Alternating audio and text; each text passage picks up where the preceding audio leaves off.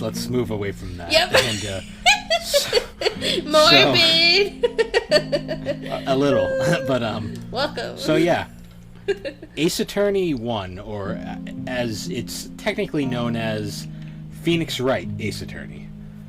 Yep. Now, beforehand, I want to get into the whole Japanifornia joke. Yes. Because it's not actually Japanifornia. No. The joke is, obviously in Japan, the games take place in Japan. Yes. But for the localizations, they try to say it's like California, Los But Angeles, it's California. not California. But it's very clearly still Japan, no matter how much they try. So the fandom has basically just kind of came up with the whole Japanifornia joke. Yes. Because they're not fooling anybody. No, it's pretty bad. Oh my god, what's happening to my voice? I'm dying. I'm falling apart. Anyway, so Ace Attorney 1. Yes. So, I guess going a...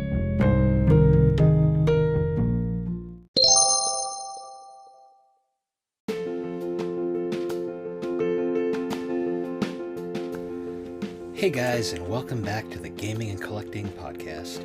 On this episode, me and Alex are going to be taking a look at the Ace Attorney franchise and experiencing the wonderful world of Japanifornia as we go over all the games, the anime adaptation, and even the crossover game, just discussing that bizarre and wacky world with its bizarre and interesting characters and memorable stories.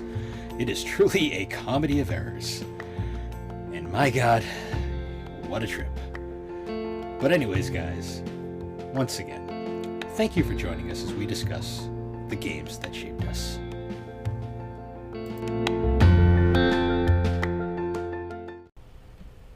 Yeah, so, how you been?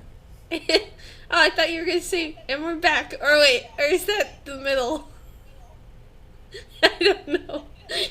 Anyways, it's been a fast week, but it's been a very hectic and busy week, and like I'm so tired. Yeah, I've been exhausted this entire week. I've not slept great. No? Then this week has been the definition of up and down. Oh. Explain. Like it started out pretty much where it last week left off. Mm-hmm. Had a job that just wouldn't refuse to run. Ugh. So then we spent most of Monday and we finally got it going. Yeah.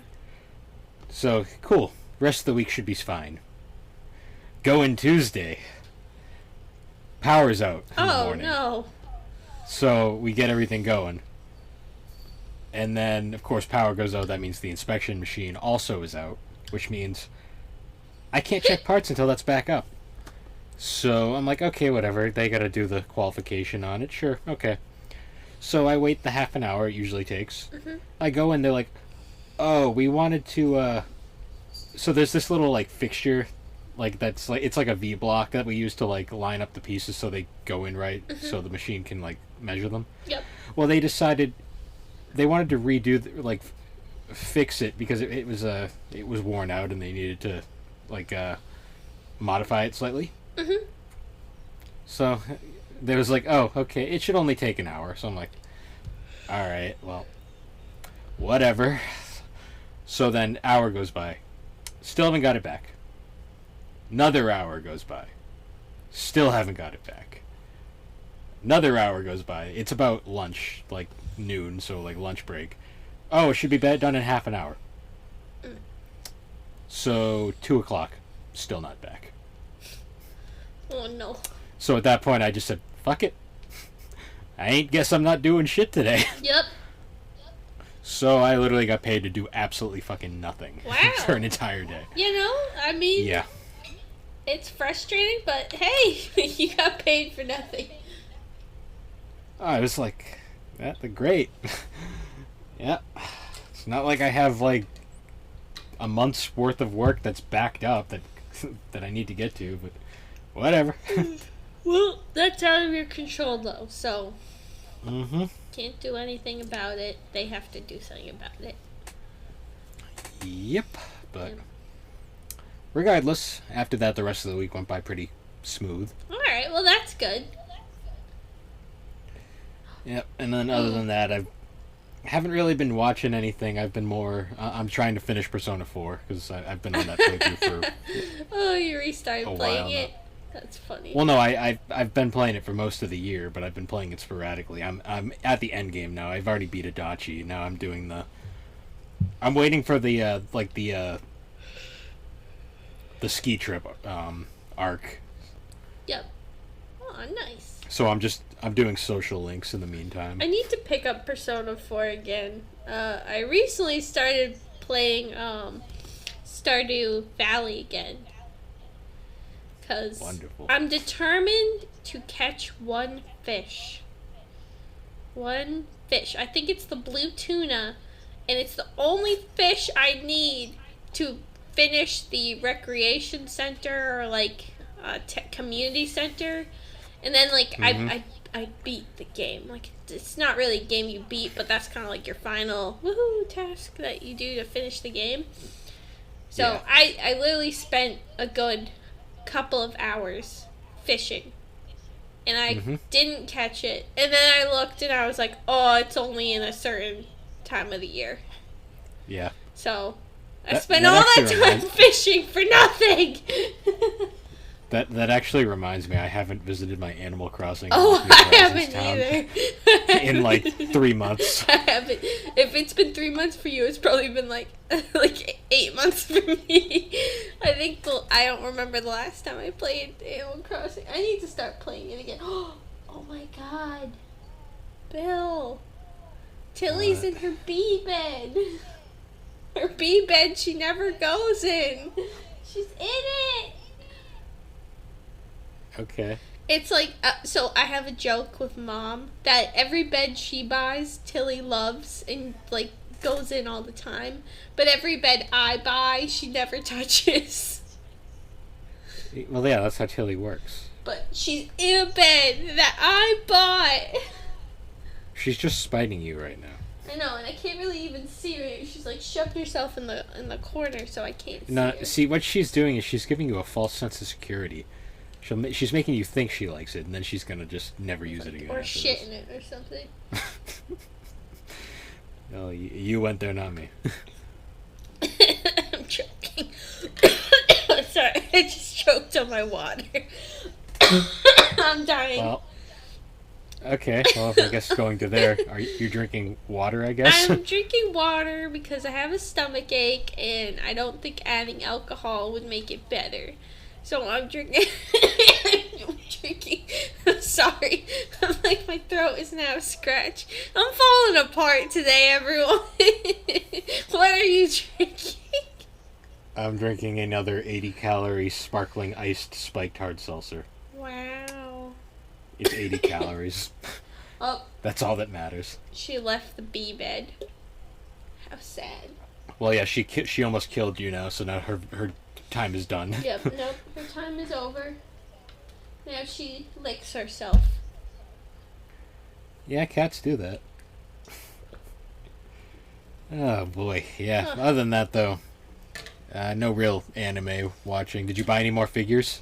No, I haven't. I buy them once a month. It's a 1 month thing. Well, it will be. But so far, I still have my Luffy, Sabo, and Ace figure, and then my Shanks and Law figure. And that's all I got so far. But I've seen a couple of them, and I'm like, ooh, I really want that. Yep. I really... Yeah, Oh. it was actually kind of funny. I needed a post for Instagram, so I was being lazy, and I did one of my just kind of like, I found a picture that happened to be on my phone. Mm-hmm. So I posted that little Yukiko thing, and I just posted it and was like, the best girl from Persona 4, fight me. And it ended up getting over 200 likes. I was like, okay. Maybe she Go really with is that. best girl. Well, I got like one person commented with like a confused emoji, and I was like, I'm not gonna respond because I don't really know how to respond to that. And then a bunch of people were all into it. I was like, okay. But yeah, that was one of my. I've noticed that my lazy posts tend to be the ones that do very well. It's kind of ironic. Yeah, that's always how it works. Still, the Pokemon DS games post, the one that I did in like 2 seconds, got over 1,000, almost 2,000 likes. Yeah, that's crazy. But whatever. And then a post I spend like 5 hours writing, it like gets like 5, and I'm like, okay. Okay, I see how it is. Oh, Yeah, also we gotta tell them about something else that we're gonna post on now. Oh, we have a Twitter now. We do. Isn't it like B? No, it's G. It's at GNC_podcast. Yes. Gaming and collecting, if you can't figure it out. I'm sorry, I am very today. But I'm here, and we're gonna podcast. Yeah! And I'll be making more posts next week. I've just had a super busy week at work, and just every time I went to go write something, I had to put my phone down. So you will be getting some trolly posts from me soon. Yep. Bill regrets giving me this power already, and I haven't even posted anything. Well, the less time I have to use Twitter, the better. So. Okay. Hey! Stop eating random crap off the floor. Sorry. My cat. Welcome to having a cat. Yeah. It's Well, like she anyways. was licking the carpet the other day and she just wouldn't stop, and I kept moving her away and she'd just keep coming back and licking the same spot. Is that normal? I don't know. Probably not, but she's a cat. She's a cat. Anyways. So we do have a topic for today's podcast. We do? I thought it was just us rambling for an hour. Well, I mean, isn't that every podcast in a way? Yeah. But no. So for today's podcast, what? What? Oh my god! You guys didn't hear that, but for me, you just glitched out. So you went like, what? And then it went for today's podcast. It just was like super high pitched and zippy, it like compressed the audio. So I'm hearing you and I'm like, whoa, it's doing that glitching out when you're losing connection on a Skype call sound, that and then it suddenly caught up to itself. Sorry, you guys didn't hear that, but I heard it and it was hilarious. Okay. Anyways, we have a topic today, as Bill was saying. Yes. So, our topic for today's podcast is we're taking a trip, Alex. A trip? Yes. We're going to visit Japanifornia. Oh boy! Do they have jelly donuts there? No. Aww. They do have hamburgers though. Oh, they do? Yes. They eat them at their Japanese kotatsu tables. Yes. Those are very nice, by the way. All right, yeah. So enough joking around. We're talking about Ace Attorney for this podcast. It's a comedy of errors. It is. So I'm gonna just put this out now before we get started. Mm-hmm. This episode is gonna be heavily spoiler filled. Oh yeah, yeah. Because these are these are visual novels. The games are literally story. Spoiler warning. There's no way to talk about Ace. There's no way to talk about Ace Attorney without spoiling. Yeah, I really don't. Spoiler warning now. If you've never played the Ace Attorney games and you want to play them, stop listening. Play them and then listen. And then come back. Or watch the anime. Yeah, or that too. We'll get to that. But yeah, Ace Attorney. Sorry. So, it's just a thing that we do. Yeah. It's part of our it's part of our thing. Yep. It's taken us 12 minutes to get to the topic. And we're barely even started. But anyways. So, Ace Attorney. Yes. Ace Attorney is one of the most niche series ever that has a mega cult following in the US. Yeah. Now, before I get to my because my introduction with Ace Attorney was far earlier than Alex's was. Oh, yeah. But before I get into my introduction, I want to give a little bit of the series history. So the Ace Attorney series debuted in 2001 on the Game Boy Advance. Wow. And it would release 3 games in between 2001 and 2004, all on the Game Boy Advance. And then, keep in mind, these only were in Japan. They never made it to the US. Yeah. Then eventually they remake the first game. Well, not really remake. They port over with additional content the first game to the DS as like an early DS game. Yep. And they decide we're going to port over that game to the US. So this was circa worldwide, I should say. And this was around circa 2005. So when we got Ace Attorney, it was already like almost 4 years old, like beyond when it first debuted. The first 3 games were already a thing before we got the first game. Yep. And that's kind of going to be a little bit of a thing with the series. Is Japan, the U.S. kind of, the rest of the world gets the games a little bit later than Japan does, most of the time. Yep. So, for a little more backstory now, how I discovered the Ace Attorney series. So, circa around 2000 and I want to say 11, it's starting to pop up pretty much all over the internet. Like I see these memes and I'm like, what is this random courtroom thing that I'm seeing all over the internet? I'm like, what is objection? What is it? It wasn't even that. It was just I kept seeing all the pictures of like the courtroom and like I'm like, it's a game about lawyers? Okay. Interesting. So I'm curious at this point. I mean, 2011, the first 4 games of the series were already out in the US by this point.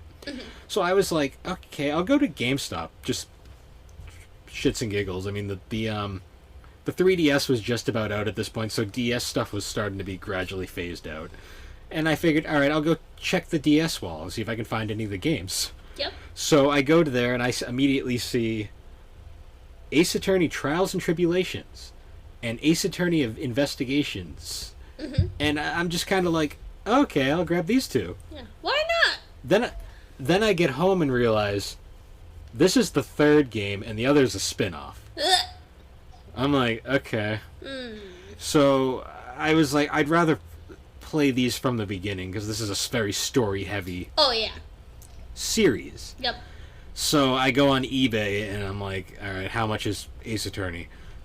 I type it in, pops up DS, $5 complete. I'm like, oh, okay, sure, So buy that. Yeah. And I'm like, all right, well, if I'm here, what's the second game? Like $10. I'm like, okay, buy that. And then I'm already this deep in, so I'm like, all right, how much is Apollo Justice? Might as well grab that one too. That was like $20 at the time. So I was like, okay, grab them all. At this point, I'm probably gonna get invested like I normally do. Yep. So like a week later, they all show up, and I'm like, okay, let's play some Ace Attorney. And before we get into that, let's talk about how you discovered the series. So my actual first discovery to Ace Attorney was through my what's it called? My study abroad, which was funny because so one of the things that we did to prep before we studied abroad, because I studied abroad in Japan, was we had like so my school did a term system rather than a semester, so we did 4 terms rather than 2 semesters. So the term before I was going to Japan, we would basically have these classes where we would like study Japanese, but it didn't really help us. And like one of the things our professor wanted us to do was to like get involved in the culture. And since we were going to Japan, you can already guess that the group was nerdy. And at one point, like, the law system of Japan's law system was brought up. And one thing that's interesting about Japan's law system is that the prosecution rate has a very high conviction rate. So rather than Yeah. our court system, which is like you're innocent until proven guilty, in Japan it's more you're guilty until proven innocent, and most of the time you're guilty. So it's kind of So at one point, Ace Attorney was brought up, and that was kind of my first like introduction to the series, but I didn't really play it. But that was my first knowledge of the series. I'll add in. You did technically see it before because you saw me playing the second game. Oh yeah. Briefly. And you just looked over and you're like, what the hell is that? That's stupid. Yeah. Because this is before you really cared about video games. Yeah. And you were still pretending you didn't like anime yeah. at the time. No, this is the time where I was still in the closet about anime. I remember, though, because I was playing the first case of the second game, and you just looked over and you're like, this is fucking stupid. And you just walked away, and I was like, whatever. But anyways, you were saying. So that was kind of my first introduction, because Ace Attorney, it was actually funny, because I believe my professor actually brought it up, the Ace Attorney series games. Well, it's interesting, because Ace Attorney is, in a lot of ways, it's a subtle parody of the Japanese legal system. Yeah. Even though it's kind of spot on in some ways. Well, and you know what's really funny, too, is that the creator of the series, he actually never intended... Shu Takumi. Yeah, he never really intended for the game to be about the legal system. I think he more just wanted to be he wanted to be a mystery game in a courtroom. And actually, I was reading about it, and it said in interviews he said he never studied law or anything. So everything that he came up in the courtroom was just based off general knowledge. Which is funny because of how spot on he is. Yeah, and it's really funny. I think he got it a lot from TV dramas, mystery novels, and stuff like that. Which honestly wouldn't surprise me in Japan, because they are in Japan, a lot of Asian countries, they have a lot of those I'm sure a lot of you have heard of K dramas, which are those really dramatic shows, and I'm sure a lot of them have set place in courtrooms at some point. You also got to remember too, he's an employee of Capcom, and Capcom is also famous for series like Resident Evil and Dino Crisis, which had a big investigation and exploration, kind of examining items early on in the series anyways. Yeah. I mean, I think he actually worked on Dino Crisis 2. I think he was actually the director of Dino Crisis 2, now that I think about it. But, yeah, so it's fascinating. Yeah. In a lot of ways. It is. It's very funny how it's very similar to the Japanese court system. But also, a good thing to remind people is that there isn't a lot of crime in Japan. The crime rate is significantly lower. So when there is a crime, and it does go to a court system, there's reasons behind why it's why there's a higher conviction rate. Sometimes it's not always fair, but there is background to it too. So I don't want to be bashing Japan's legal system, but. It's also, and funny story, this is off topic, but my professor brought it up several times, and she brought up that you want to know what the most common murder in Japan is? What? It's dismemberment. Oh, lovely.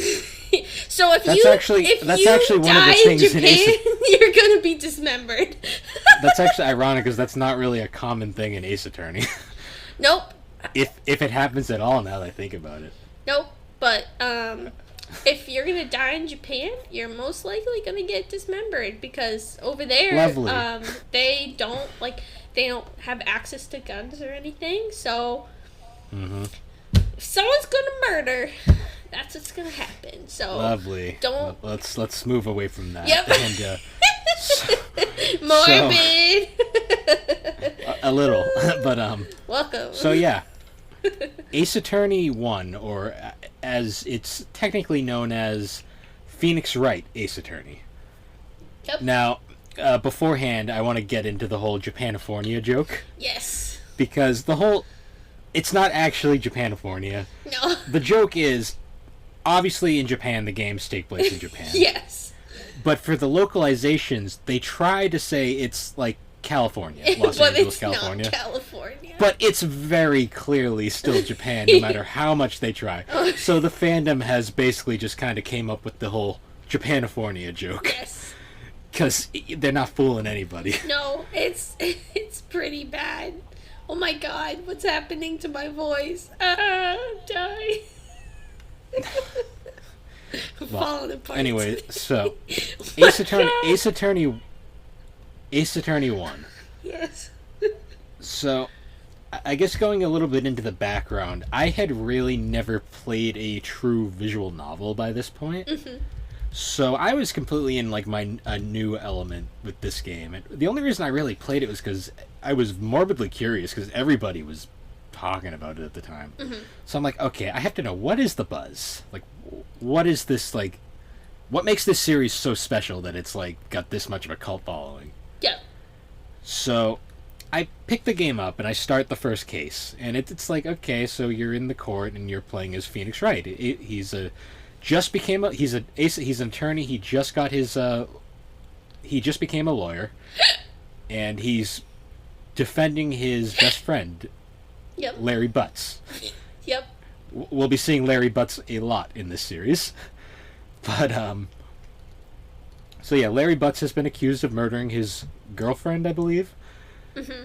And so he's your first case, and you're basically, your guidance throughout the case is your mentor, Mia Fey, and you work for me in Mia Fey's law office. So the way the game kind of works is you're in the courtroom. Yep. And it's very much dependent on, you got to read carefully, like what the testimonies that like the you hear the prosecution side, you hear the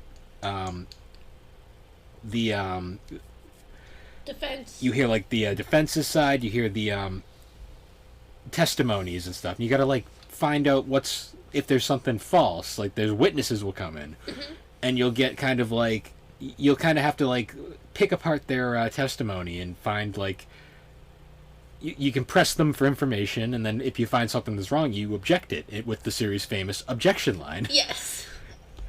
And basically, the first case of every Ace Attorney is like really easy. You're not going to fail it. I mean, the first prosecutor of every game is Winston Payne. He's a joke. Yep. The whole joke is he's awful at his he's a terrible prosecutor. Yep. And he's got this really high pitched like squealy voice. It's fairly all funny. So first case goes down, and you get Larry the not guilty verdict. Mm-hmm. And it's pretty simple like that off the bat. So after the first case in every Ace Attorney game is super simple. Yep. Like very straightforward, like to the point. Mm-hmm. And so right after that case, it's like I kind of saw what people would see in the series, because Phoenix is an incredibly likable character. Yep. I really liked Mia. Yep. I liked Larry for the comic relief aspect. I thought the judge was hilarious too, because he's so oblivious to everything and so gullible. And then there's the villain of each case, like the quote unquote witness who comes in, who is always the actual murderer. Mm-hmm. It's like you love their breakdown, because it's like, oh my yeah. God, it's like they're so obvious. Yep. So yeah, I finished the first case, and like I was like, yeah, I like these characters. I'm ready for the next case. But before that, I want to know, what did you think? I was same page, you know, like first case, like it was like fun. I had no idea what was coming. Which we'll be talking about. Yeah, next. it's a surprisingly dark game at times. Yeah, no, it gets dark, and it's like, it was pretty, like, I mean, it was more lighter hearted, more comedy. And it was a good introduction to the game. It was a good introduction aside from the fact learn. that it's a straight up murder trial, and you actually kind of see the murder somewhat take place before the actual case, because every episode, because each game has a couple episodes, like either 4 to 5 episodes. Yeah. And they all start with a little kind of background thing before they get into the case itself. Yeah. But so the first case was pretty lighthearted. I mean, there was murder, but like the person you were. He throws his toupee at Phoenix's head at one point. Yeah. You'll notice real fast in the series, Phoenix is like the butt of many jokes. He's the punching bag. But he also gets away with some of the most hilarious shenanigans in the courtroom. Oh yeah. So, anyways, then we move on to case number 2. Yep. And so, yeah, it's like you start out and you hear a bit of a conversation between Mia and someone else who is implied to be close to Mia, we later find out is her sister. Mm-hmm. And then she gets murdered. Yep. And it's like, bam. It's like, okay. She's dead now. You lost your mentor. I was like, oh, a character that the game really made me like. Yeah. Is dead now. Yep. Japan. I'm like, common. All right. But then it kind of drives you. Like, you're like, okay, you obviously you're going to have to find out what happened. Yeah. So the second case is you're basically trying to figure out Mia Fey's murder. And the person who is accused is her sister, Maya Fey. So this is the first real, I guess you could say, like, case in the game. And it involves basically, so obviously it's Mia's murder and you're defending Maya. Yep. And this is also the case that introduces us to two of the most important characters in the series. Yep. Miles Edgeworth, the prosecutor and Phoenix's rival. Yes. And the main prosecutor of Ace Attorney 1, anyways. Mm-hmm. And then Dick Gumshoe. Yep. Detective Dick Gumshoe. Yep. One of the best characters in the entire series. Yeah. So he basically is the detective that you'll find throughout the game who will... He's so gullible, he'll basically just hand you hints and tell you what's going on, like, even though he's kind of giving away the prosecution's, like, if he was a leverage. Police officer here, he would be fired right away. He would have been fired many times ago. Because he does things he's not allowed to do. But, But anyways, so we're not going to go in-depth with every case, but basically... You go through the case and you gradually you explore areas, you kind of have to poke around and stuff. Mm-hmm. One thing that's amazing about this game is you poke around on the crime scenes and you click on everything because you want to hear Phoenix's dialogue, what he thinks of the situation. His like inner monologue is probably the best part of the series. Mm-hmm. And so you do that, you find your evidence, and then you go to court. Yep. So then the courtroom segments involve, well, also you interview the suspects too that you'll run into. Yep. In between, to get more information. So then you go to court, and it's basically the same thing as the tutorial. You'll go through the whole like pressing the suspects phase, the witnesses, and then you kind of have to find out what's wrong. But of course, Edgeworth is a lot more of a challenge than Winston Payne was. So he'll most of the time rebuttal everything, and you'll have to think a bit harder. And of course, eventually the case will get pushed on to second day. And you'll interview someone else, and then we find out who the actual villain of this case is, and he actually will pin the whole thing on Phoenix. Yeah. So then Phoenix has to defend himself in court. Yep. So then you find out too that I guess in the background Phoenix and Edgeworth know each other from their past. Yep. So there's clearly some more there, and then of course you'll win the case, and it's actually Edgeworth's first loss ever. And then. Maya wins, and then Maya becomes your assistant for the rest of the game. Yes. And so following that, then we get into the third case, which is... So every game kind of they have like the cases that are very dependent on the story. Yeah. And then there's always that one case that's kind of just there. The like, filler. It's more kind of like whatever. It's not really well... It's the filler arc of an anime. Yeah. So then we get the second case, which is about... It's about a movie studio where one of the lead actors gets murdered, and then you have to defend the other murder. Do they all get murdered? Is it always murder? Yeah, generally murder. Well, I think there's a few that aren't murder, but most of the time it's murder. Most of the time it's murder. But anyways, so we get through this case, and this is the case where this is basically the case where we learn a lot about Maya. Yep. Maya's a spirit medium, and she can channel the dead. Yep. And that's kind of why your predecessor, like the mentor who died, wasn't she also a spirit medium, and that's why she was so great at her job? She had left the village to pursue her own path rather than be stuck in the politics of the Korean village. Yeah. But anyways, so Maya's a spirit medium, and she can channel the dead, which means she channels Mia occasionally. Mm. And so in the process of doing that, then we also learn about Maya that she's kind of a space cadet. Oh yeah. I love a space cadet. Maya's one of the best characters in the entire series. Yes. She's also a very complex character that you'll learn as we go on. Oh yeah. But she's obsessed with basically an anime or live action, like TV series called The Steel Samurai, which is kind of like Power Rangers, I guess. Yeah, I remember this now. She's obsessed with it, which is funny because also Miles Edgeworth is also obsessed with it. Wow. But yeah, you're defending the actor who plays the Steel Samurai. So you go into the case, and we run into one of the most unlikable characters in the series, Wendy Oldbag. Wendy Oldbag. Who is an old lady who hates Phoenix's guts. Oh, boy. But is obsessed with Edgeworth. Oh.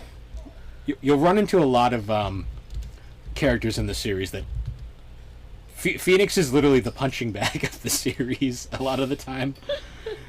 Yeah. But yeah. So we go through that, and you get through the case, and it's pretty shocking, that one, actually, who ends up actually being the person, because it's pretty clear who it is from once you run into them, especially because there's a point where the Mafia shows up. But the Mafia. If you remember that. Yup. But yeah, so you get a little bit more backstory on everybody, particularly Maya and Edgeworth. Mm-hmm. So then Case 4 is the most important case in this game.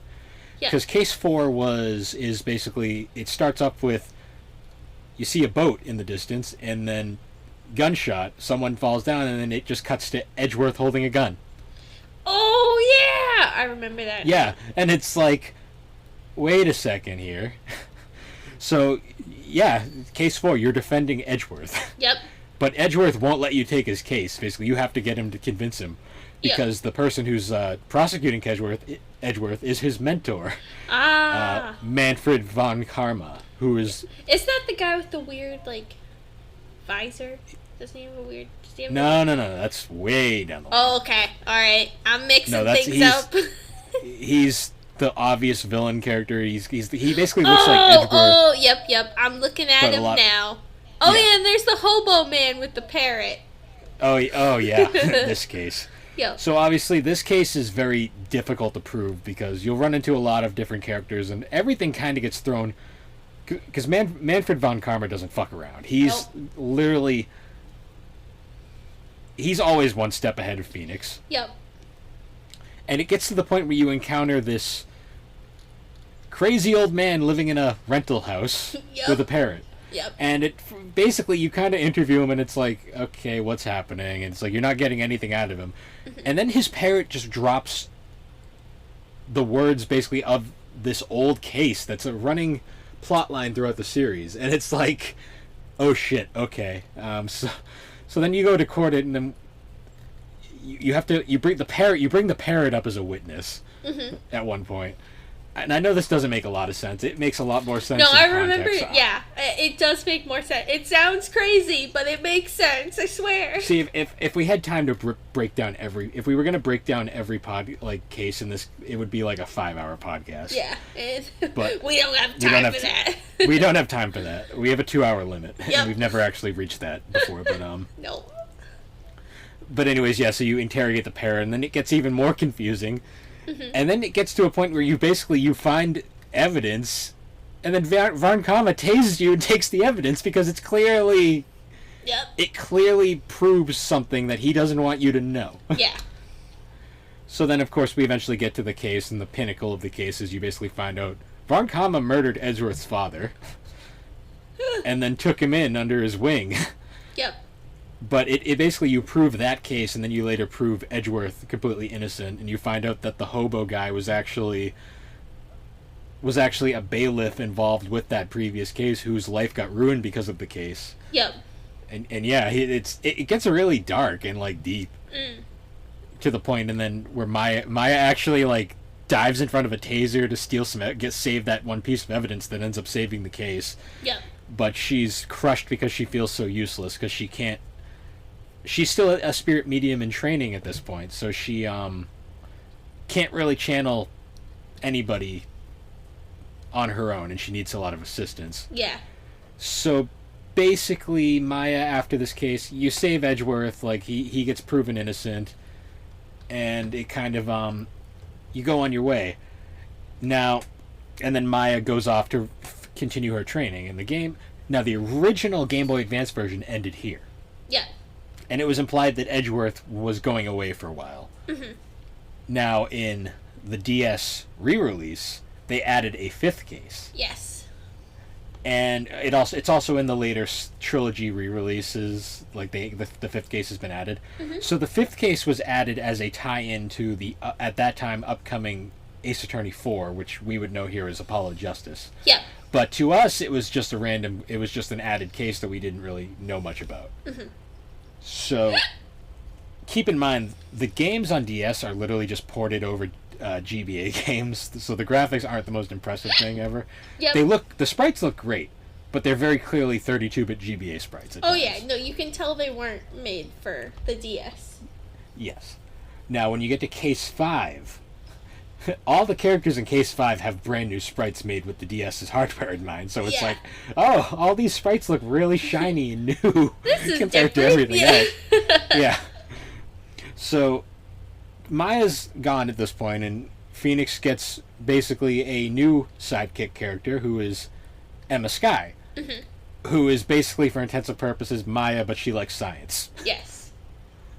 And Emma's a cool character. I like Emma. But the whole point with Case 5 is basically the chief prosecutor is being accused of murder. Yep. And it's also Emma Skye's sister, kind of in a parallel of Maya and Mia, where Mia was a defense attorney and Maya was her little sister. In this case, Emma Skye's sister, Lana Skye, is the chief prosecutor, and it's kind of a thing. It's implied that Mia and Lana knew each other in college, kind of thing. Yeah. So you take the case, even though Lana refuses immediately. You'll notice a lot of cases in the series, the defendants will deny Phoenix the right to defend them. And you'd think after like his success rate that they would let him, but nope. Yeah. It's just the game shitting on Phoenix again. Yeah. But anyways, so you have to eventually convince her to let you take the case. So then you take the case, and it's kind of... This one is kind of crazy, because it goes into a lot of other darker, like, deeper things, and it's also... Edgeworth is the prosecutor again, and it also implies Edgeworth was tricked into using false evidence, which is something that he is vehemently against. Mm-hmm. So you get into a lot of that, and then you later find out the chief of police, or the chief detective, or whatever, head detective, something like that, Damon Gant, you find out that he was actually the mastermind behind, like, everything in this game. Like, he was the murderer. Mm-hmm. And it gets really, like, deep. You find out how corrupt the actual, like, police force and prosecutor's office kind of are. Yeah. And eventually you clear Lana, and she ends up having to go to jail anyways because she technically forged evidence, but she's not going to die. She's just going to jail. Yep. She's not going to be killed, because in the Japanese legal system, a lot of the time, if you're found guilty, you're sentenced to death. Oh. Dark. In a lot of cases. Yep. So, if you're found guilty for murder. Yeah, I think it's just murder, because I feel like they would have a lot more people dying from... Yeah. Well, the majority of... The majority of cases in this game are murder cases. Oh, so. Yeah.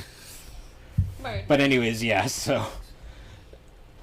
Then Case 5 kind of ends, and Case 5 is okay. It's very long. Like, Case 5 is longer than every case in Ace Attorney 1. Yes, I remember that case taking me a while to do. Oh, yeah.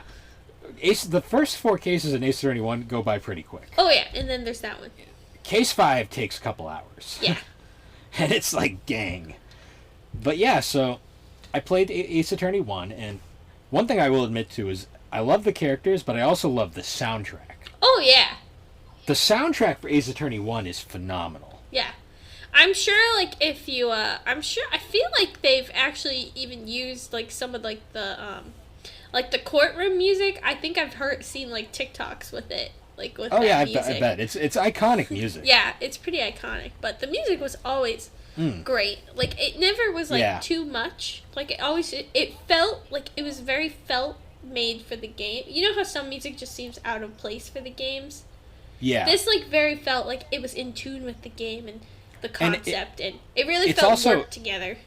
It's also incredibly catchy, which is great for a visual novel where you spend a lot of time just reading text. Oh, yeah.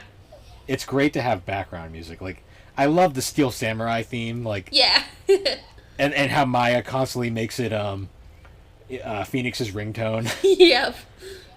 I also love the little background, like, constant running gags in the series, like how Larry Butts is always, like, either he's got an odd job here, or he's, like, always in between, like a girlfriend. Yep. There's Phoenix and Maya's ongoing debate of ladder versus stepladder, Yep.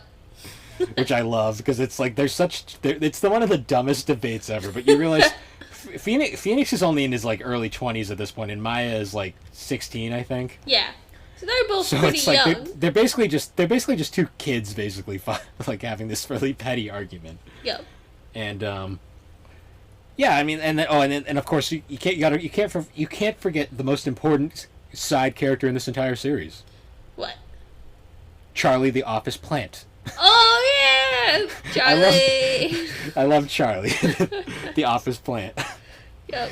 Oh man. But anyways, so before we move on, we're going to take a quick break and we'll be right back. Woo! Pause. Stop.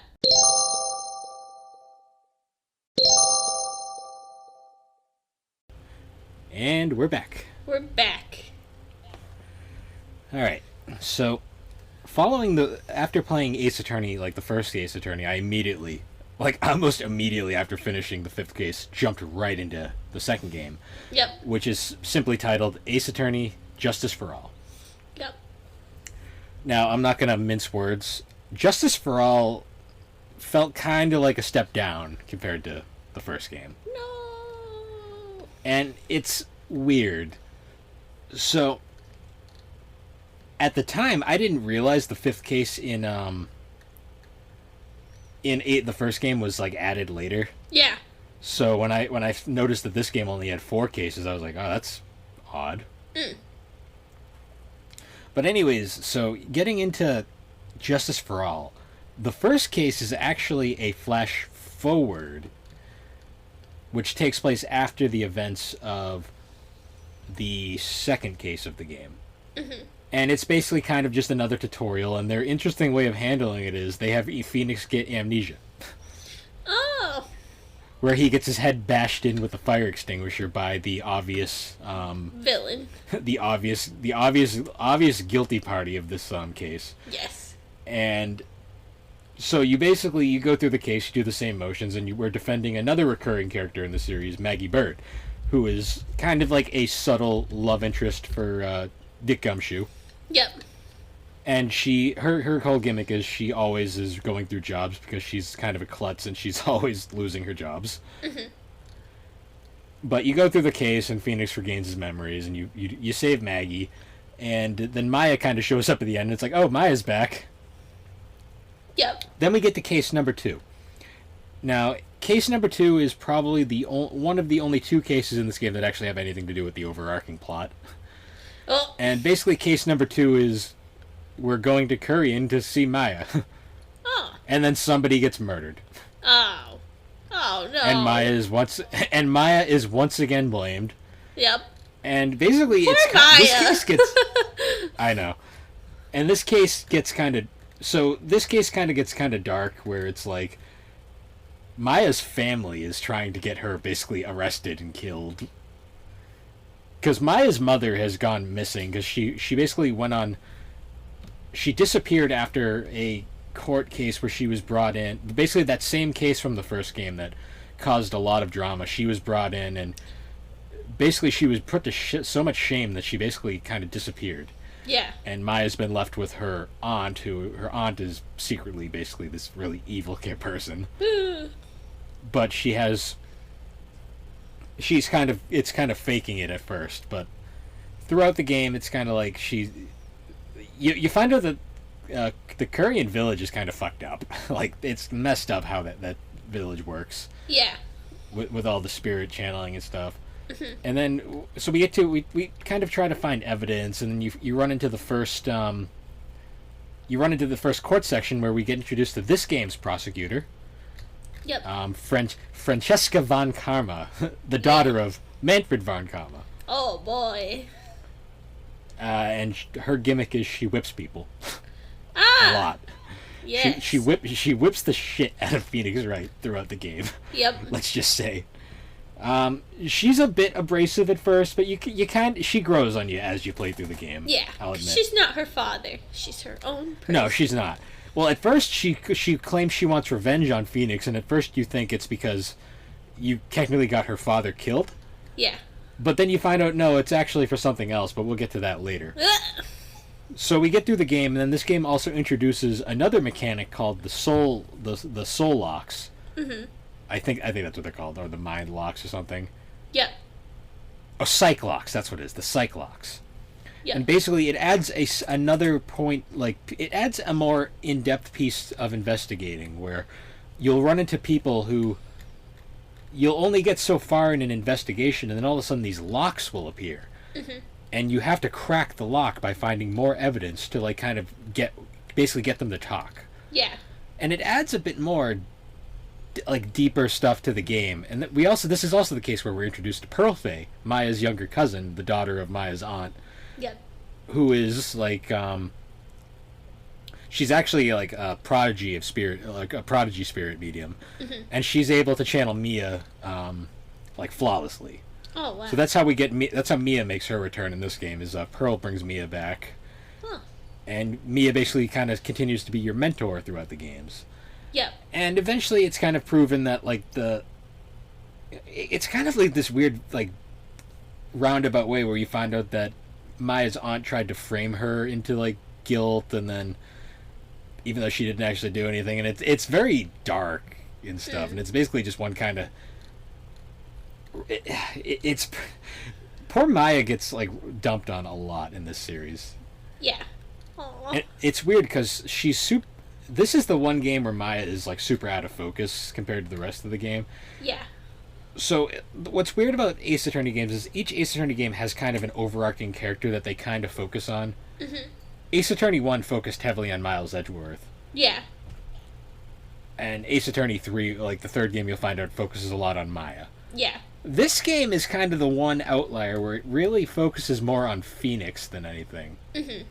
This is the one game where Phoenix kind of is the main character overall, I'd say. Yeah. Now, after the second case, we get to what is often considered the worst case of the entire trilogy. Oh, no. The Carnival case. Turnabout Big Top. Yep. And it's the problem with this case is it's just well, so... Well, first off, it's a carnival. No. Yeah, it's annoying too, because this is the one case in the game where Maya actually does anything. Yeah. Aww. Because the case 2, she's the defendant, but yeah. So this one's kind of the lead act for the carnival is framed for murdering the owner of the carnival, and you go through. You investigate all sorts of the different stage acts, and some of them, particularly the clown, are a pain in the ass. Yeah. Especially the clown, because you're just not allowed to press, and it's you have to basically just kind of know what to say, which is annoying. Ugh. And then you find out the guy who actually did it is the most unsuspecting one, and it's the whole reasoning for everything is so freaking lame, even though his actual motive is really kind of interesting, and he's actually one of probably the more compelling. He's one of the more tragic villains, I guess, of the series. Mm. But it's just so... This case is just so meh. Yeah. You just kind of wanted it to be over. That was kind of my thoughts on it. Yeah, just wasn't the most. And then in contrast, we get to the final case of Justice for All, yep. which is... in a lot of cases... a lot of people's opinions, the best case in the entire series. So, go figure. What's considered the weakest game in the series has arguably the best case in the series. So this case kind of starts out where it's you're at a premiere for the new Steel Samurai movie or whatever. Oh, hell yeah. And then the lead actor gets framed. Well, no, he gets accused of murdering one of the other actors in the film, and so you're defending him, and it starts out okay, whatever, and then Maya gets kidnapped by a serial killer. Oh, that's not good. And basically, you're kind of your whole. The serial killer's whole thing is like you have to get this the main your defendant. You need to get him a not guilty verdict, or else Maya dies. Oh, so it's basically like you have to forge evidence. No. Well, no. Here's the thing. At the time, it's like okay, so yeah, we'd think you'd want that. But then, as you start going through the case, and you start realizing this guy is kind of guilty. Yeah. And then Edgeworth also returns because Francesca was injured during one point in the case. So Edgeworth is the main. He comes back because he didn't actually die. He went to England to study to go abroad for a while, and that's actually why Francesca dislikes you throughout the game, because she implies that Edgeworth died, even though he didn't actually. Oh. He just went away. But throughout the case, you're slowly finding out like more and more that the guy you're defending is guilty as shit. Like it's more and more clear, to the point where when you do the psych locks on him, he has like 5 psych locks, and it's like, okay, what is he hiding? Yeah, like. And then you break all the psych locks, and he basically just flat out's like, yeah, I'm the villain. He's like, I did it, but you need to prove me innocent, or else your friend dies. So then you're basically in limbo, where it's like you don't know what to choose. You're basically stretching out the case as long as you can go, to the point where the case gets basically shut on the first day, and Phoenix just has his head in his hands, like he thinks he just got Maya killed. Yeah. And then you find a way to stretch it, and it's like you keep going on and on until you eventually find a way to roundabout convince Shelley DeKiller, the serial killer, that the guy that you're defending, the villain, I think it's like Matt Engard. All the characters in the series have pun names, by the way, but yes. Oh my goodness. I'm like looking at the Wikipedia right now to like kind of follow along. He literally scratches his face when he does. During his freak out. Oh my god. Matt Engard is a psycho. Yeah. He's an actual legit psycho. But basically you have to convince Shelley DeKiller that Matt Engard is actually secretly blackmailing him. And once you do that, once you prove that to Shelley DeKiller basically will end the thing and basically let Maya go. Yeah. And in which case, then you can basically go agree with Edgeworth, and you basically go, yeah, I think a guilty verdict is fair here. Yeah. And it's interesting because Edgeworth in this game, in the first game, he was incredibly ruthless. Yeah. It was all about getting the guilty verdict, always winning. In this game, his entire mindset is now, I'm all about the truth. Yeah. I want to know the truth and everything. Yeah. So he'll only take clients that he knows are guilty. And it's a very compelling thing because it shows a lot of Phoenix's character. And what's very cool about this case is this case can end in 2 different ways. Oh, it can? If you get him the not guilty verdict, Maya still gets let out, but it's implied that she never talks to Phoenix again, and it's like you basically the dream never happened or whatever. That's the bad ending, basically. But there's also then the good ending, of course, which you get a little bit more character development between Francesca and Miles at the end of the game, and then it basically ends there. And then so the second game, it's weird because it's not a bad game, but it's just kind of like it's not the best game. No, that final case is really good. Yeah, it's kind of like you gotta play it just to play that final case. Like, the rest is the rest is the filler, and the final case is really where it's at. Well, case 2 is pretty important to the series lore. Yeah. But case 2 is just kind of boring, in my opinion. Yeah, it's not the funnest case. But anyway, and even the soundtrack in this game wasn't as amazing as the first game soundtrack. Yeah. There's only a few tracks that I actively remember, and they were carried over into future releases. How quick in succession did this game come out, like, after the first? In the original, for the original Japanese releases, I believe it was Ace Attorney, the first game came out in 01. I think this one came out in either 02 or 03, so it was like within a year. Oh, okay. Because the third game came out in 04. Yeah.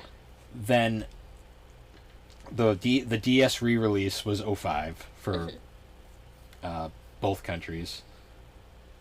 And then we didn't get Justice for All until 07. Oh wow. Even though it came out in 06 in Japan. Whoa. But we also Trials and Tribulations, I believe, also came out in 07.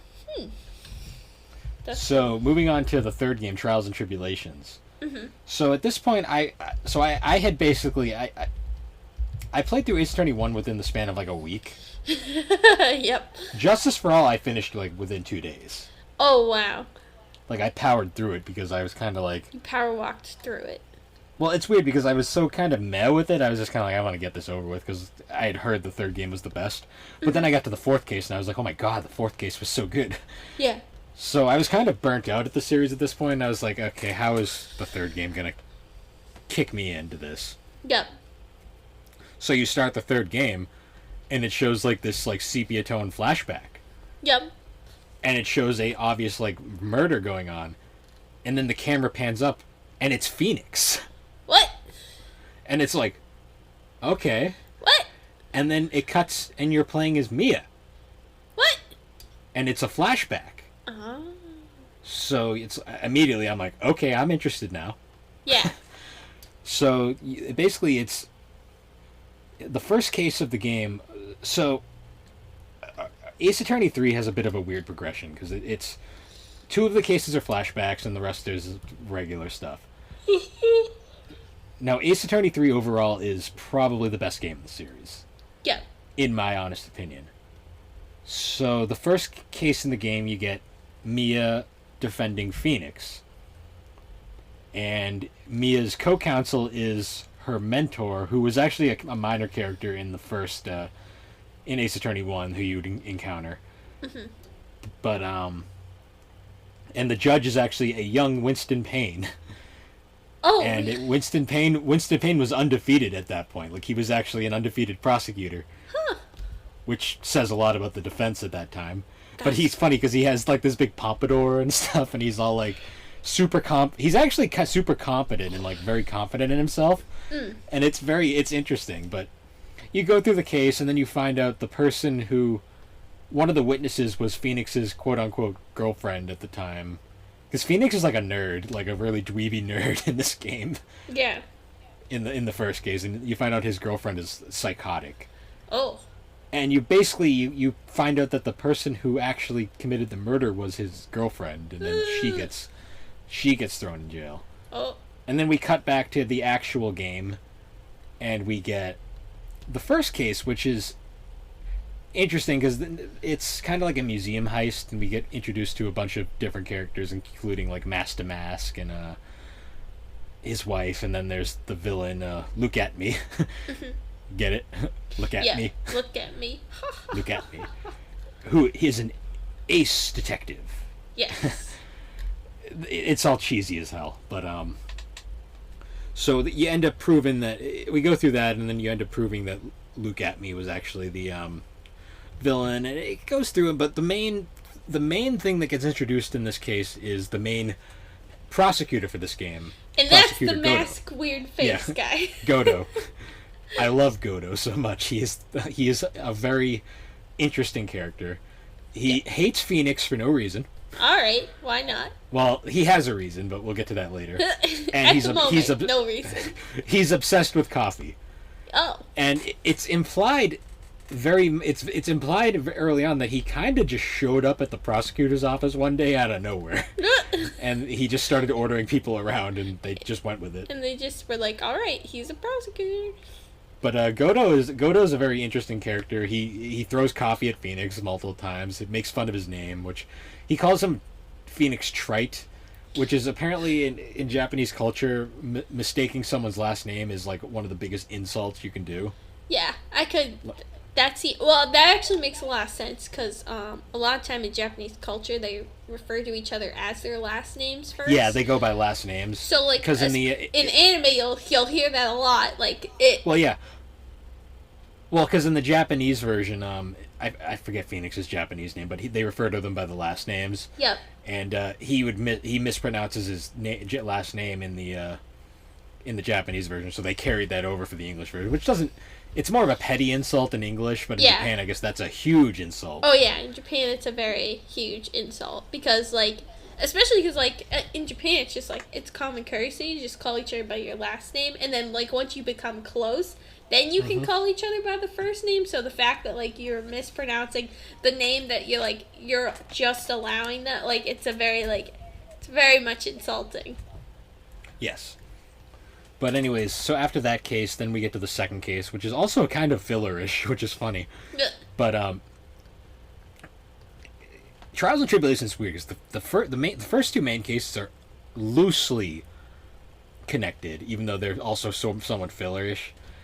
But so the third, technically third case, but the second main case we get is another Maggie case where she's been framed for murder again. Yep. Oh, Maggie. Poor Maggie. But so we also Phoenix. This case is interesting because it starts out with Phoenix loses and gets someone a guilty verdict, and it's like, wait a minute. What? Then you find out Phoenix didn't actually do it. It was an impersonator. Who we later run into later on as this like Furio Tigre. Yep. Who is this like guy who looks a lot like Phoenix, and he basically but he ain't Phoenix.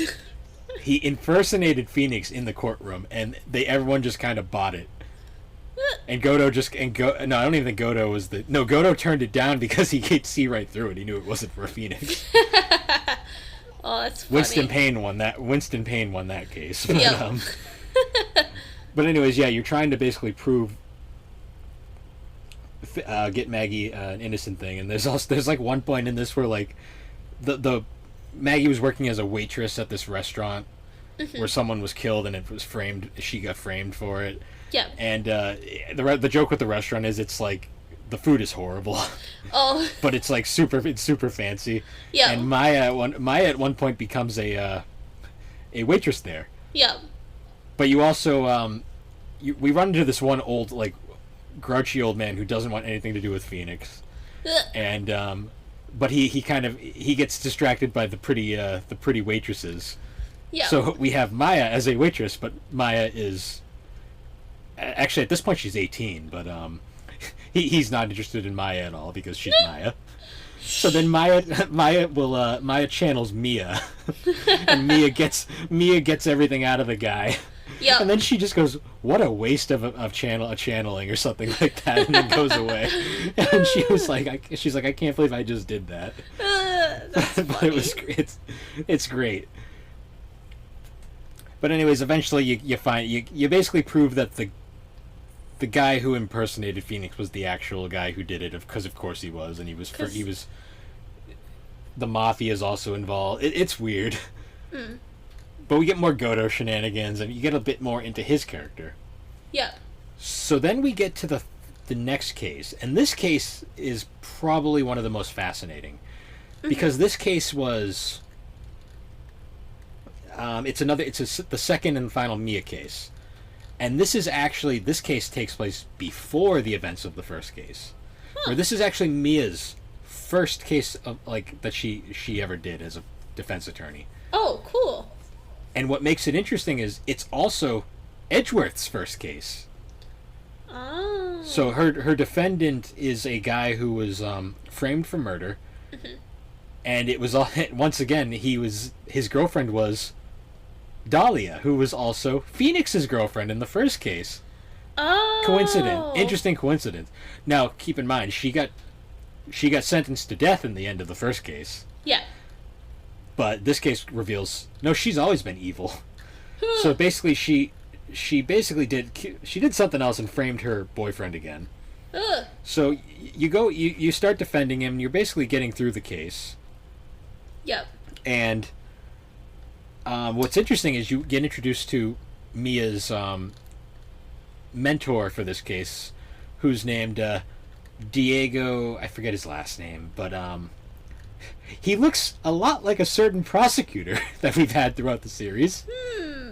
But he's a defense attorney who works for the same law firm that Phoenix does, and it's implied that he has feelings for Mia. Yeah. Throughout the game. But yeah, so you go through the case, and then basically you run to a point where Mia's gonna win. Like, she has everything like proven that she can get Dahlia, and then the her defendant takes this poison, like basically poisons himself with this poison that Dahlia gave him, and kills himself in the case. Oh. And the case is basically forfeited at that point, and Dahlia gets away. Which is an interesting flashback, because there's a point in the first case where the necklace that she has that contains the poison, she gives it to Phoenix, and Phoenix is so obsessively in love with Dahlia that he actually swallows the necklace. Which causes, at that point, it causes Mia to like go into like a shock, because she's like freaking the hell out because he just ate this poison necklace thing. Yeah. It doesn't kill him. But it's later, the reason why she goes into shock is because you find out later on, her first defendant killed himself. And it traumatized her. Yeah. Because it's implied that she never took another case up until the Phoenix case later on. Yeah. But it's also implied that her... Because it's also mentioned that her quote-unquote boyfriend was hospitalized at one point. Like, actually, no, I'm not sure if that was implied yet, but basically it's... Yeah, so it's implied that she's close to Diego throughout the first case. Then we cut back to Phoenix, and this is the final case of the game. And it is the biggest case, probably, of the original trilogy. Not counting Case 5 from Ace Attorney 1, because that one doesn't really count, in my opinion. Yeah. So this case is kind of like the big ties everything from the original trilogy together. So it's basically, we're up in this another portion of like the Curian village. It's like this like northern portion. Yep. And it's we kind of go up there to visit, and then we run into a couple characters, including this artist character who seems to know Maya, but she doesn't want to talk to Maya and is more interested in talking to Pearl, kind of thing. And then suddenly she's dead. Oh. And we're trying to figure out who murdered her, and it gets really confusing here, because then you run into... So the person being accused is a nun up there, like one of the other members of the Fae clan named Iris. And Iris looks a lot like Dahlia. Is it because she is Dahlia? No. Oh. No, she's not. Dahlia's dead. Oh. So we kind of get through all the case stuff, and then at one point Maya gets kidnapped again. Oh, how fun. And then, so there's a point where Phoenix runs across... I'm not really explaining this case well, because it's very in-depth. There's a lot to it. There's a point where... Yeah, you have to play the game to truly understand it, but Phoenix at one point runs across a burning bridge to save Maya and falls down, and it's implied that he's out for a while. So because Phoenix can't be in court, he gets Edgeworth to go in as his prosecutor. I mean, no, as a replacement. They get a different judge. Yeah. And Francesca fills in as prosecutor. Yeah. So you get to play as Edgeworth as Oh, that's cool. a defense attorney, which is pretty cool. Yeah. And at one point, like, the judge is just ruthless to Edgeworth, and Edgeworth comments, "Is there like a kick me sign on the defense desk?" Yes, there is. So eventually you get through the first part of the case, and we get more, and then eventually Phoenix is better. And then Godot comes in and basically just takes over the case. Like, he basically he basically, for all intents and purposes, tells Francesca to just fuck off and go away. Yo, Jesus. And but one of the funniest things is Phoenix gives Edgeworth his Magatana, which he uses to do the Cyclops. And at one point you have to one of the best jokes in the entire game is you have to interrogate Larry, because Larry's of course involved at one point, because he's actually a disciple of this artist who you're defending. Oh. And so Edgeworth breaks all 5 Cyclops. And then another 5 just appear. Yep. And Edgeworth is just like, no. And it just ends there. It just ends there. It's just like one of the best jokes, because Larry's that unstable. Yep. But anyways, we later take over as Phoenix, and we get farther into the case. Yep. And this is where shit gets mindfucky. Yes. So at one point, then Iris is on the. I'm skipping a whole bunch of stuff, but we'll get through it.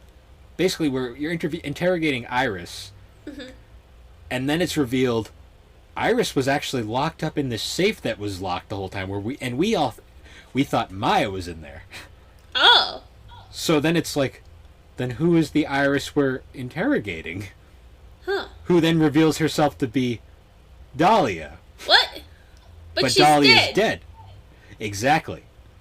Dahlia is being channeled.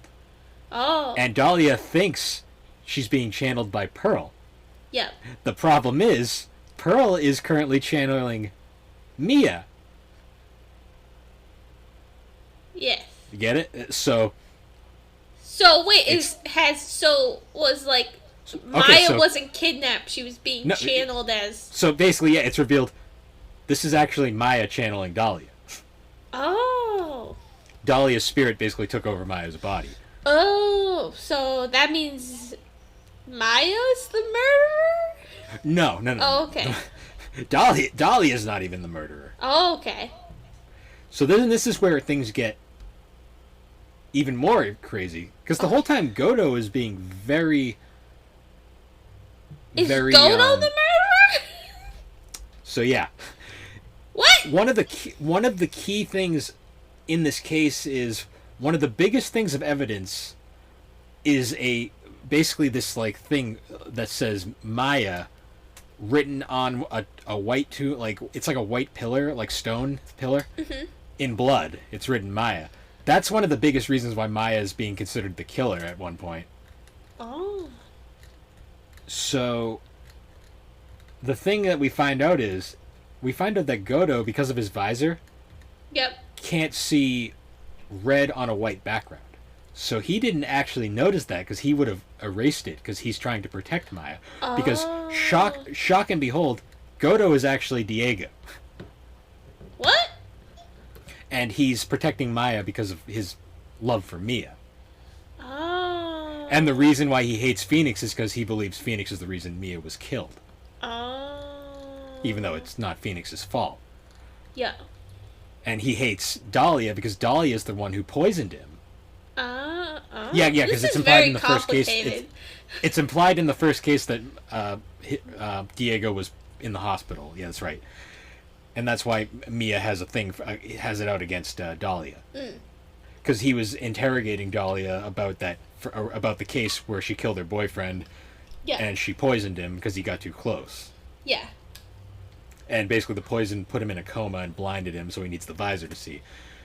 Oh. And basically, what happened was Dahlia took over the artist, because turns out the artist was actually a spirit medium.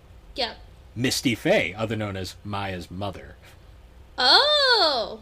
This is getting real complicated. Yeah, it gets really deep. But anyways, yeah, because Maya, he kills her because she's possessing it's Dahlia basically possessing Misty Faye, and then because I believe she was trying to kill Maya or something like that. Yeah. This case has a lot going on. I'd have to replay the game honestly to get a full summary of it. Yeah, there's a lot going on. Oh yeah. But it basically ends where Godo gets convicted, but Dahlia's spirit finally gets put away, and then Phoenix finally moves on from Mia, and he basically passes on the torch, basically saying, I don't need Mia anymore. I can stand on my own. Yeah. And Mia basically kind of lets him go. Yeah. And it's a very good send-off to the original trilogy. Yeah. And honestly, Trials and Tribulations is just probably the best series entry in the series. Mm-hmm. So then, at this point, the fourth game had already come out, I think, by the time we got the third game. Yeah. So the fourth game over here is called Apollo Justice Ace Attorney. Yes. In Japan, it's like Gato and Saiban, or whatever the name of the series is in Japan, number 4. It's the fourth game in the series. Yeah. Now, Apollo Justice... Oh boy, where do I begin with Apollo Justice? Oh no. I'm going to skim through this game because this game is...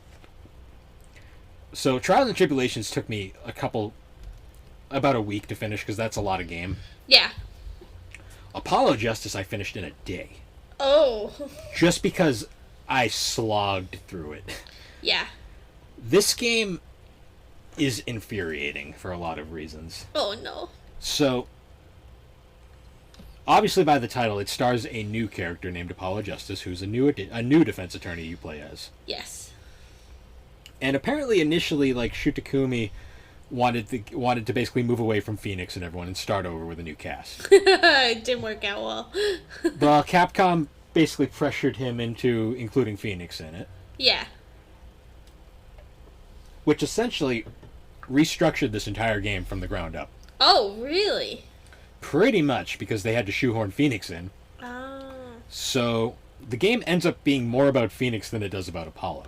Oh. So, you start the game, and you're playing as Apollo, and he's works for another defense attorney named Christoph Gavin. Mm-hmm. And I think in Japan he was supposed to be like American, but in the North American version he's German. Yeah. Because of course. But so yeah, you're playing as Apollo, and then you find out the person you're defending is Phoenix. Oh. Who has been disbarred. He lost his lawyer's badge, defense attorney's badge, and he's been accused of murder. Yes. Oh, So at first I was like, okay, this is interesting. I want to see where this goes. Yeah. And you go through the case, and you face off against an very old Winston Payne. Yeah. Much older, and he's got like this long, flowing hair now for some reason, but he's still bald. Why not? Because oh yeah, I forgot to mention it. After Mia defeats him at the beginning of Trials and Tribulations, his pompadour falls off. Oh. Womp womp. It just flies off.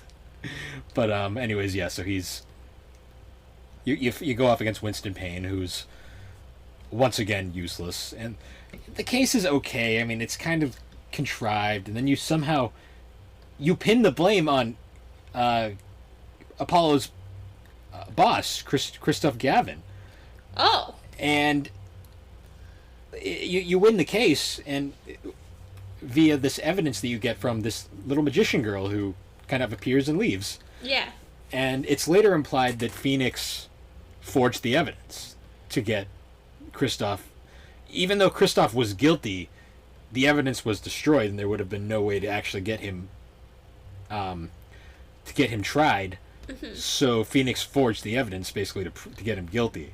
Oh. And Apollo straight up decks him for this, because it's like, dude, what the fuck? Yeah.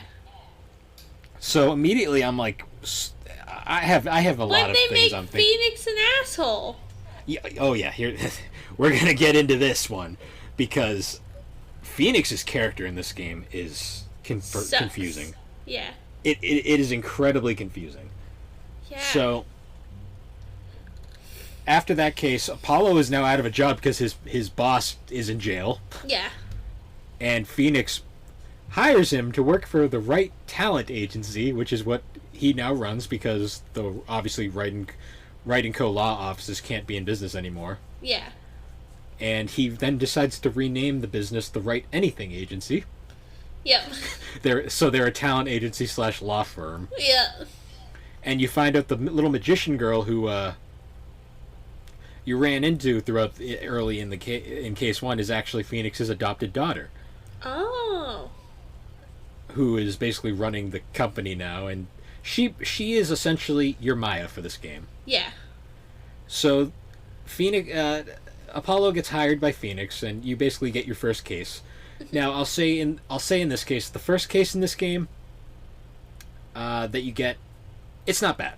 I'll give it that. It's not bad at all. It's pretty solid. It involves basically this kind of higher society kid gets framed for murder, and you basically have to prove he didn't do it. And yeah. A lot of steps and stuff. It's not awful. It's the one case where Apollo really feels like a character, because Phoenix really isn't. Phoenix, I think, got run over by a car at one point in this case. Oh, damn. They just really are shitting on Phoenix in this game. Yeah. He's a straight up hobo. Yeah. He's like a bum. It's like. Aww. But does this game get written out of like canon?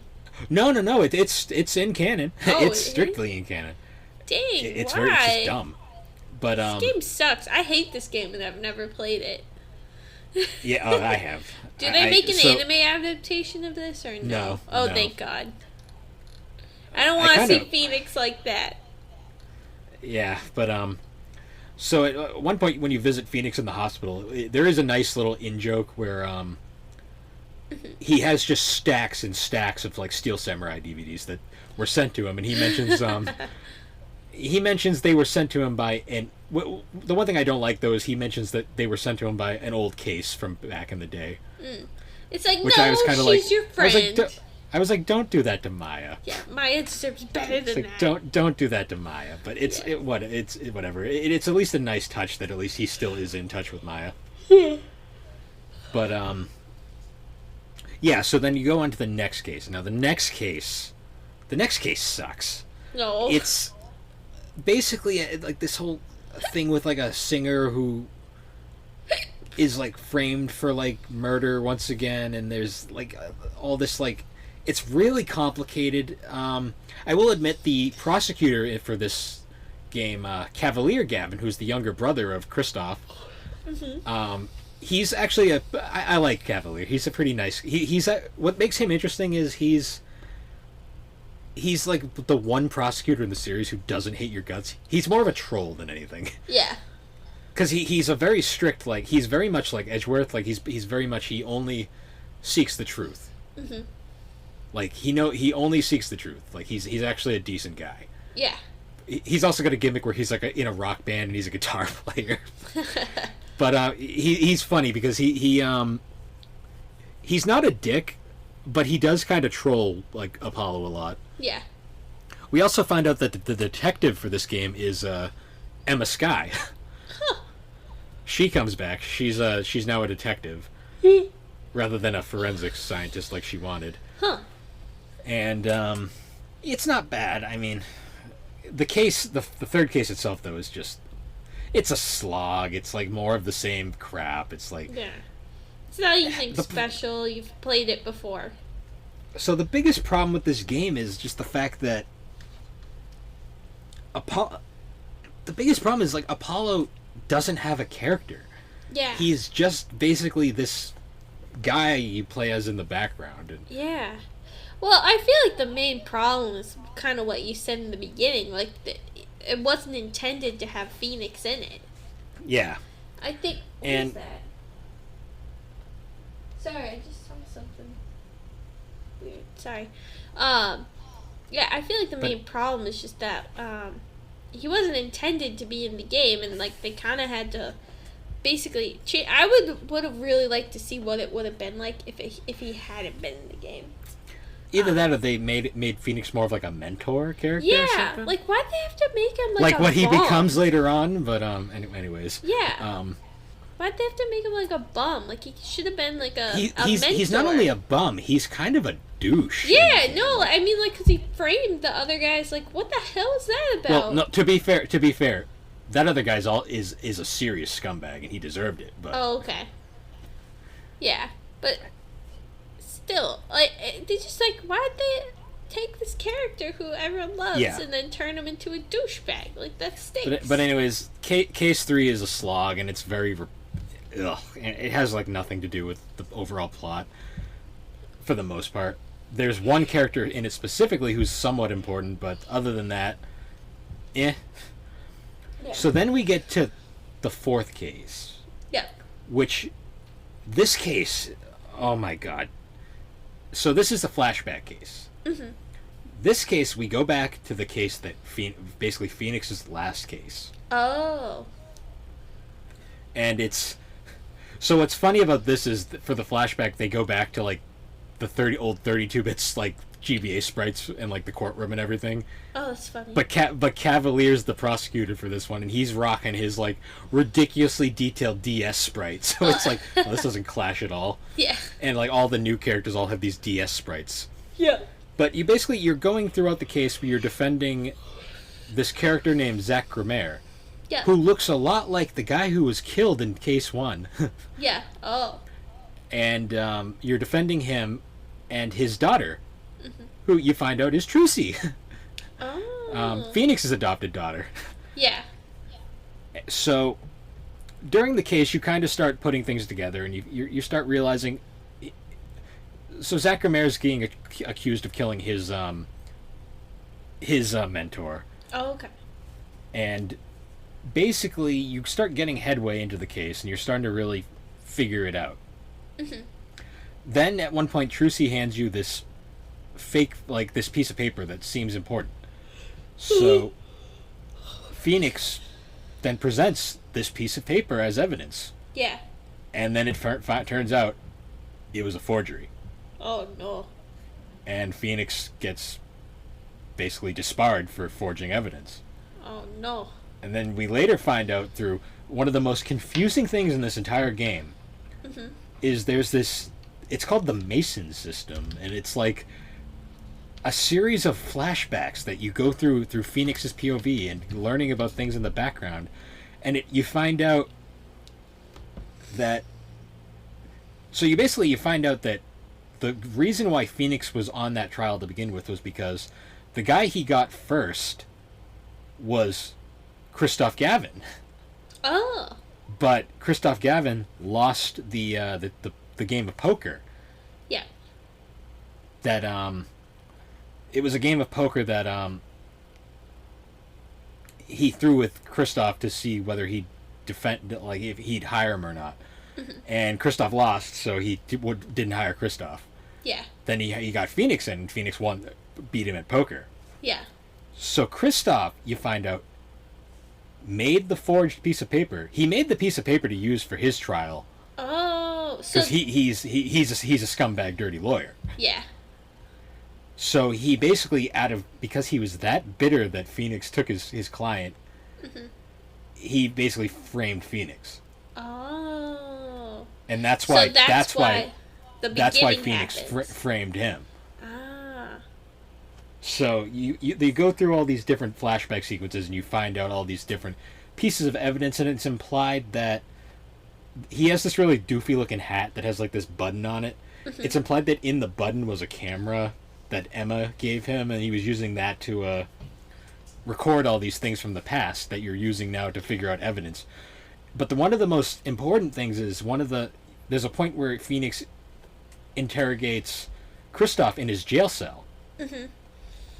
And in the jail cell, as you interrogate him, you use the Magatama on him, Yeah. and you get 5 black Cyclops, because usually the Cyclops are red. Black ones you can't break. So it's like, oh shit, there's clearly something with this guy. Yeah. Something's And wrong. the final case is basically you put everything together, and you basically prove Christoph was the guy behind everything. He murdered all these different people. Yeah. And what's interesting is this case. So in Japan at the time, they were toying around with the idea of having a juris system. It never happened in reality, but Yeah. so this game, it kind of implies Phoenix is trying to set up a jurist system, and it basically ends where you pick guilty or not guilty because you get to be a juror. Oh, that's fun. And it ends where Christoph gets accused, and basically everyone gets happy for all, and then you find out in one of the most what the hell added things towards the end of the game, you find out that Phoenix was actually not Phoenix. You find out that one of the characters from earlier in the game, the singer Lemire or whatever, she's actually Trucy's mother, Oh. who was implied to have been shot earlier on or something in the game, Yeah. and she's also Apollo's mother, and they're half siblings. Oh. I don't know. But it just ends there. Kind on of like a little shoehorned in. it ends on a note, and it never really gets established again. And well, it kind of does later on. But yeah, Apollo Justice is it's an experience. And Yeah. I think I'm gonna skip it because I don't want to experience that. But I mean, I'd say you have to play it because Apollo is a significant character in later games, but you really don't. yeah. Because I'm not going to go in depth with 5 or 6 because 5 and 6 are big games. I'm going to basically explain. So 5 was the first one on the 3DS, and it was in 3D. And 5 basically is Phoenix gets his badge back. Yep. And 5 is cool because you play as 3 different attorneys. You have Phoenix now is back, along with Apollo, who has a character now. Yeah. So they gave him a character in 5 where he actually and backstory, which he didn't have in his own game. And his whole gimmick is he's the straight man, like the super like all about like the job kind of guy. And then you get Athena, the third prosecutor, and she's got more of like her abilities are more based around like technology and kind of like therapy and stuff. And 5 is okay. I'm not going to get super in depth with 5. And then we get 6, and 6 was. I have very mixed feelings about 6, so I'm not going to get too into it. The one thing I'll say about 6 is 6 brought Maya back. Woo! And she's all grown up now. Oh. But we might cover 6 at a later time if we end up getting an Ace Attorney 7, because I actually want to do this podcast because the Great Ace Attorney Chronicles came out today. Oh, nice. And that is actually so the Great Ace Attorney Chronicles was well Ace Attorney 5, 6, and then the 2 investigation games, which I'm not really going to get into right now just because they're kind of different games entirely. You star as Edgeworth and you kind of play as a prosecutor instead. Yeah. They're very different games, and the second one still technically hasn't come out ever in America. So. Oh. Womp womp. Womp, but womp. Maybe someday. Probably not. So, well, yeah, I'm not gonna get my breath. Maybe we got this. So, but anyways, what the Great Ace Attorney is, I'm really looking forward to playing this. It's basically Shu Takumi made these ones another team was making 5 and 6 and the Edgeworth games. Basically, the Great Ace Attorney takes place like way back around like the Sherlock Holmes era. Oh, cool. Where you play as Phoenix's like ancestor. Oh. And it's very Japanese, and one of the main reasons why it initially didn't come out over here was because Capcom basically was like, I don't think we're gonna be able to translate this, even though they clearly were. Yeah. And I'm fascinated to play it at some point. So we'll get into that. And I think the last thing I wanted to touch on before we end this is the anime adaptation. Yeah. Now, actually, should we talk about Phoenix Wright cross Professor Layton? I mean, do you want to? I'd say maybe we'll save that one for if we ever do a Professor Layton podcast, because you're into that series. Yeah, and there's less games in that series compared to Phoenix Wright. Well, there's about the same amount, actually, but... Well, womp womp. But anyways, yeah, let's talk about the anime real quick, because... So the Ace Attorney anime came out in Japan initially, and before it got localized over here, like dubbed, it was very mixedly received. Yeah.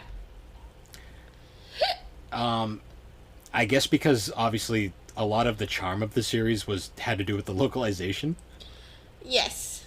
Like the whole Japanifornia stuff, Maya's cheeseburgers, and just stupid. And especially too, like I feel like it also happens similar to Persona, where you kind of fall in love with the voice, like the voice Persona. And the character, not the voice actor, but like the dialogue, the it's that whole thing, and then when you put into the like Japanese version, like it's different. Like it has different dialogues, it has different like jokes and stuff and humor. Like it's different. So.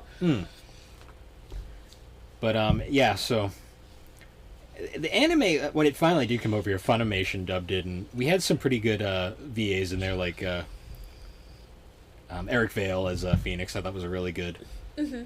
Trunks as Phoenix. Or Fruit Baskets, I guess. Yuki's Phoenix. Yuki's Phoenix. But the characters are all good, and the dialogue is so awesome. Like all these characters are so. It's a really good adaptation of the first 3 games. Yeah. And I enjoyed it greatly. honestly, if you don't feel like playing the games, I'd say check the anime out because the anime is a really good way to experience the trilogy. Oh yeah, And it's definitely a good way to, get kind of like if it maybe if like you want to play it but you're not sure exactly if you want to, watch the yeah, anime, like sit through that and then be like, all right, yeah, this will be. Oh my god. what? I was looking up Eric. I knew it! I knew it. So I was like, I knew Eric Vale voiced a One Piece character, and it's Sanji. And I was like, yep, I knew it. I knew it. It's so funny when you, like, see, oh my god, I did not realize he played. Holy crap, I didn't realize he played these characters. No, he's in a lot. You'll realize a lot of Funimation actors are in a lot of things. Well, it's funny too because like just the differences between the voices. Because one of the I didn't realize that he played Tomura Shigaraki, which is like one of the villains in My Hero Academia, and he changes his voice quite a bit for that. Oh yeah, character. he's got range. Oh my god, I'm just looking through now and I'm like. He plays so many characters. Oh, yeah. And they're so different. Phoenix, right? Yep. Oh, he's in That Time I Got Reincarnated. Sorry, I'm sorry, but the anime adaptation of Phoenix Wright, for some reason, in the screenshot I see, he just looks very like squish. His head just looks weird. It doesn't look right. Oh, I wish it just looks like he's missing his forehead. All right.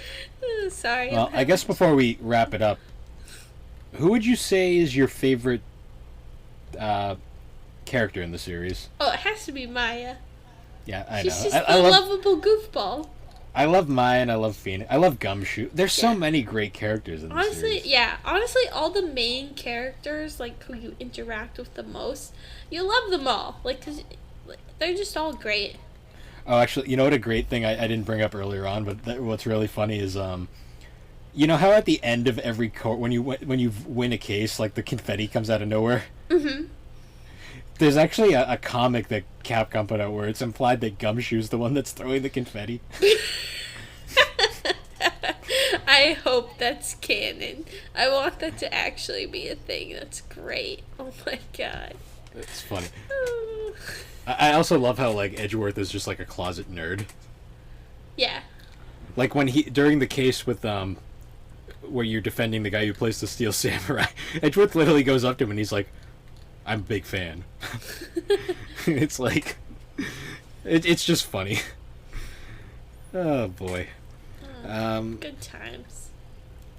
Good. Yeah, and I guess we'll wrap it up here. I mean, I would like to go deeper into like the later games, but there's a lot there, and I honestly have to replay them because I don't remember them very much. And I need to replay the Phoenix Wright games too because. Oh, you know what I found out too today that was insane? What? I was doing a little research on the games, and I was looking up prices for what they're worth these days. Mm-hmm. Ace Attorney Cross Professor Layton, yeah. It's almost over $100 now. Oh, really? Yeah. I was like, what the hell? I'm like... Dang. And I went to, because I remember when that came out, I went to GameStop to pick it up on the day it came out. I didn't pre-order because I didn't think it was going to be a high-demand item or anything. I go in and I asked about it, and the guy's like, "Oh yeah, that came out today, didn't it?" And it wasn't even on the shelf. He had to go out in the back and get it because they didn't even put it out yet. Oh my god. I was like, oh okay. My god, Bill. What? You Narukami. His voice actor is it Johnny Young Bosch? Johnny Young Bosch. Oh my god, Yu Narukami is Sabo from One Piece. He's also the second Black Power Ranger. Yeah, he's also Artemis from Sailor Moon. Oh yeah, he replaced. I prefer the original Artemis voice, to be honest. Oh well. He's also Brawly now. He's Brawly now too. Oh yeah, there it is. There it is. Oh my god. I was looking at the... Johnny Young Bosch is a lot of characters. Oh, he's also the random rapper guy from Devilman Crybaby. He dies. The end. No. Okay. Well, I say we should wrap this one up because we've gone completely off the rails. Oh yeah. Well, now I've just started looking at that website like Behind the Voice. Oh yeah, that's a good rabbit hole website that you. Oh can yeah, I'm falling and I can't get up. I need life alert. Life alert, help me. How dark. Yep. Well, and anyways, guys. The Gaming Collecting Podcast is an Anchor podcast production. You can easily find us on all your major podcasting platforms, particularly Apple Podcast and Spotify. Woo! And you follow can follow us on Twitter. Yeah, you can follow us on Twitter at. You can follow us on Twitter at GNC_podcast. Yes. Or you can follow us on Instagram at gaming_and_collecting_podcast. That's a mouthful. Yeah, it's a bit of a mouthful. But it's a podcast. And they're a mouthful.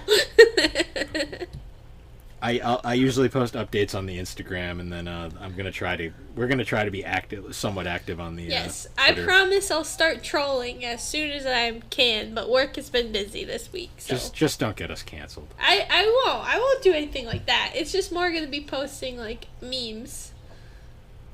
Okay, just make sure they're not copywritten. Or maybe some of my alternative titles to some of our podcasts. Yeah, okay. Because there's some great ones. Yep. All right. Well, anyways, guys, thanks again for joining us as we discuss the games that shaped us. And we'll see you all later. See you later. Bye. All right. This podcast was a comedy of errors. Just like Phoenix, right? Yep. All right. We'll see you all later. See you later. For real this time. Bye. See ya. Bye.